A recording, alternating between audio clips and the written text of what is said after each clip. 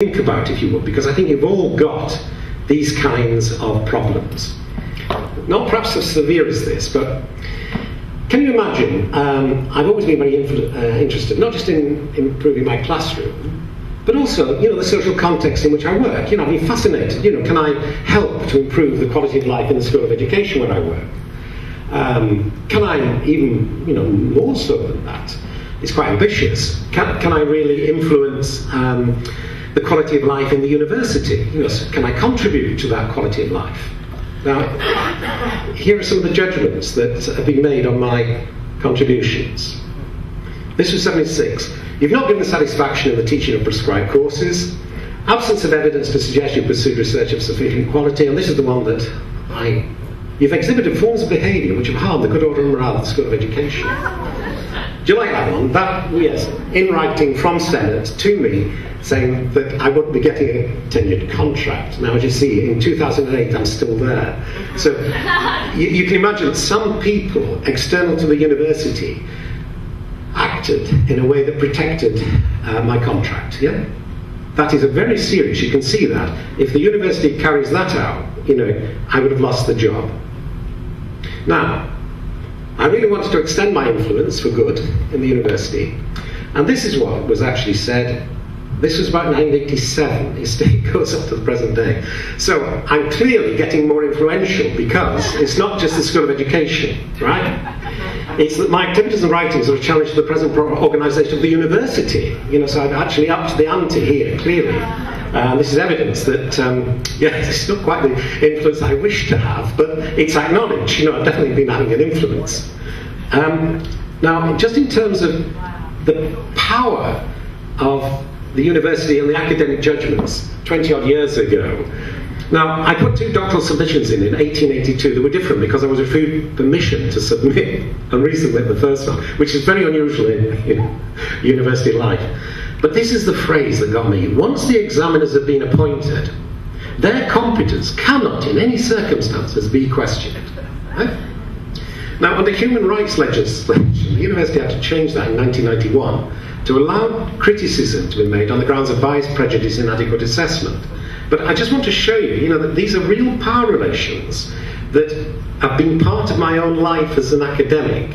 And I won't have time to show you the video clip that I've put. I'll just show it's there.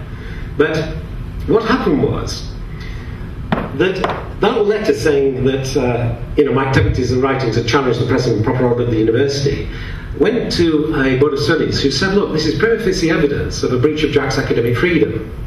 Senate set up a working party to look into it, and I was invited to address the working party as they gave me their conclusion, which was that my academic freedom hadn't been breached. Right? So that was their conclusion. Now, they were right, because it hadn't been breached. But when I went in front of that working party, and I do hope at some point you'll just glance at this, it's only a couple of minutes, that clip there.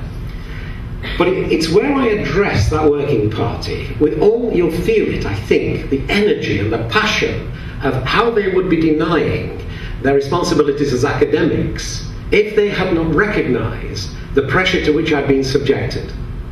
Now, to do them justice, the report that went to Senate did say that my academic, there it says, the working party did not find my academic freedom to be breached.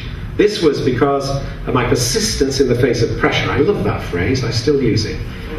A less determined individual might well have been discouraged and therefore constrained. Now, I imagine you've all felt yourselves, at times, this energy-sapping lack of recognition, within your workplaces. And you've all had to draw on those reserves of courage and passion to keep seeing you through. And it's that kind of resilience which I think we should be bringing into, our accounts of what we do. Now, I'll just draw this now to a close because I don't want to go on longer than necessary. But what I want, I just mentioned this last point because this is the one that it's taken me 2 years to work out a reasonable response to this. Right. Now, most of you who know my work will know that I've been criticising the referee journals and international referee journals for the points that I've given you.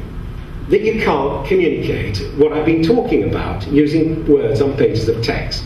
So, I put him for a readership, and that's not even a professorship, that's just a readership in a UK university 2 years ago, on the urging of my colleagues.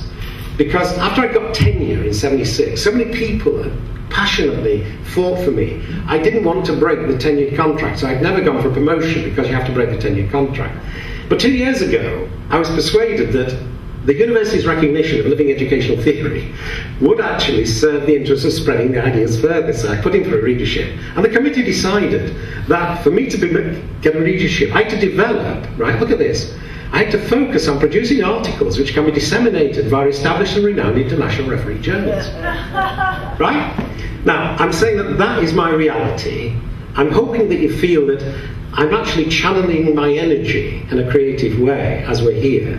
And that you don't feel that kind of rage that when I got that, you know, you can imagine, can't you, and what it does. And I imagine over here it's gone through that kind of, you know, you could kill people basically. They didn't. But I think my colleagues have felt that at some points, you know.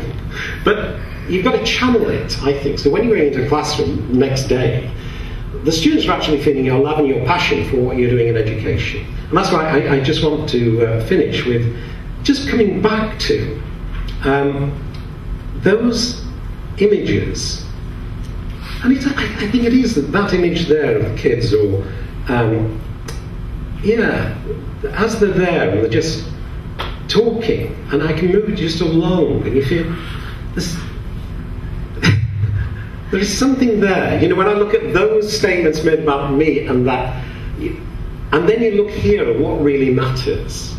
It does feel to me that if we can combine our voices, you know, through generating our own living theories, but acknowledging that we're in those living boundaries of cultures in resistance, that we will increase the kind of influence that we have and serve the interest of those pupils. So I'll stop there, but thank you very much indeed for having me back.